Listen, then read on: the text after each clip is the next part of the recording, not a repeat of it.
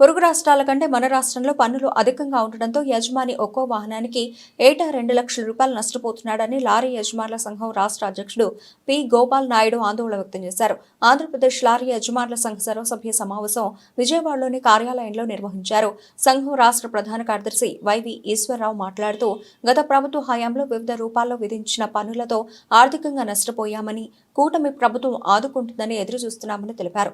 అధికారంలోకి వచ్చిన 100 రోజుల్లో హరిత పన్ను తగ్గిస్తామని, కాంపౌండింగ్ చలానా సమస్యలు పరిష్కరిస్తామని చంద్రబాబు లోకేష్ ఇచ్చిన హామీని ఇంకా నెరవేర్చలేదని ఆవేదన వ్యక్తం చేశారు. కేంద్ర వాహనంలో ఏపీ పోర్టల్ ఈ ప్రగతిని కలిపినందుకు అప్లోడింగ్ పరంగా తీవ్ర జాప్యం జరిగి లారీ యజమానులు ఇబ్బంది పడుతున్నారని తెలిపారు. వాహనంలో వస్తున్న కేసులన్నింటినీ మార్చి 31 వరకు వాయిదా వేసి ఆర్టీఓ కార్యాలయాల్లో పనులకు ఆటంకం కలగకుండా చేయాలని కోరుతూ సంఘం తీర్మానించింది. ఎన్నికల ముందు ఇచ్చిన హామీలను ప్రభుత్వం నెరవేర్చాలని, లేని పక్షంలో రాష్ట్ర వ్యాప్తంగా నిరసన తెలపడానికి సిద్ధంగా ఉండాలని నిర్ణయిస్తూ మరో తీర్మానం చేశారు. వైవి ఈశ్వరరావు, నేను ఈ రోజున ప్రధాన కార్యదర్శిగా ఎన్నుకోవడం జరిగింది నా జిల్లా తరఫున విజయవాడ నుంచి.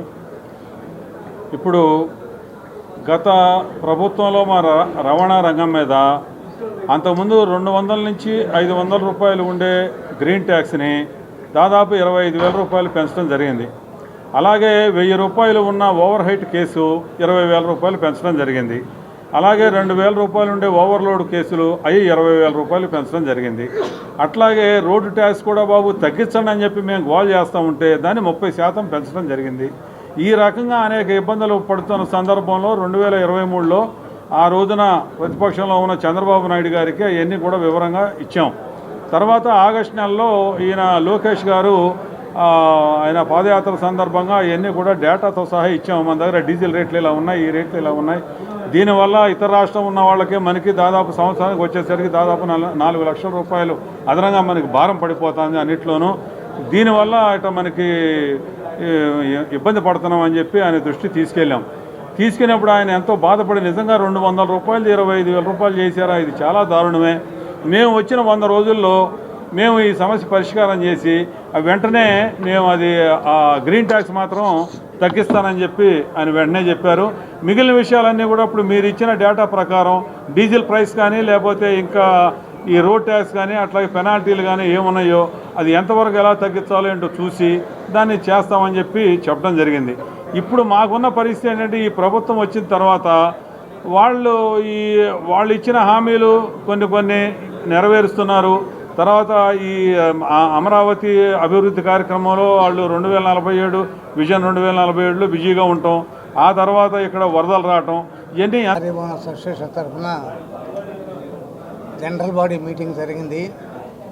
ఈ మీటింగ్కు వివిధ జిల్లాల నుంచి 200 మంది సభ్యులు అటెండ్ అవ్వడం జరిగింది. దీంట్లో ముఖ్యంగా లారీ ఓనర్లు పడేటువంటి ఇబ్బందులు, కష్టాలు గత ప్రభుత్వంలో చూసిన తర్వాత ఈ తెలుగుదేశం పార్టీ వచ్చిన తర్వాత మాకేదో కొంత మేలు జరుగుతుందని ఆశించాం. ఈ ఆశగానే ఉంది, కానీ ఇప్పటి వరకు 7 మాసాలైనా కూడా మా సమస్య పరిష్కారం కాలేదు. దీని మీద అందరూ కూడా చాలా అసంతృప్తితో ఉన్నారు. పాదయాత్రలో చంద్రబాబు నాయుడు గారు, నారా లోకేష్ గారు ఎక్కడికెక్కడ నిలబెట్టి మా సమస్యలను అడగడం జరిగింది. ఆయన 100 రోజుల లోపల మీ సమస్యలు పరిష్కారం చేస్తాము, తప్పకుండా గ్రీన్ ట్యాక్స్ కానీ కాంపౌండింగ్ ఫీజులు కానీ చలానా కానీ తగ్గిస్తాము.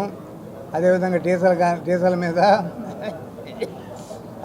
డీజిల్ మీద ఇతర సమస్యల మీద బయట రాష్ట్రాల యొక్క ఏ విధంగా జరుగుతుందో దాని మీద పరిశీలించి ఒక కమిటీ వేసి దాని మీద కూడా మీకు న్యాయం చేస్తామని చెప్పేసి వారు హామీ ఇవ్వడం జరిగింది.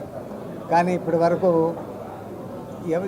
గ్రీన్ ట్యాక్స్ ఎవరికి అంటే వాస్తవంగా 1-2 బండ్లు ఉండేటువంటి చిన్న ఓనర్లకే సంబంధిస్తుంది. వాళ్ళు బయట ఎక్కడ కూడా ఏ రాష్ట్రంలో కూడా గ్రీన్ ట్యాక్స్ లేదు. కానీ సౌత్ రాష్ట్రం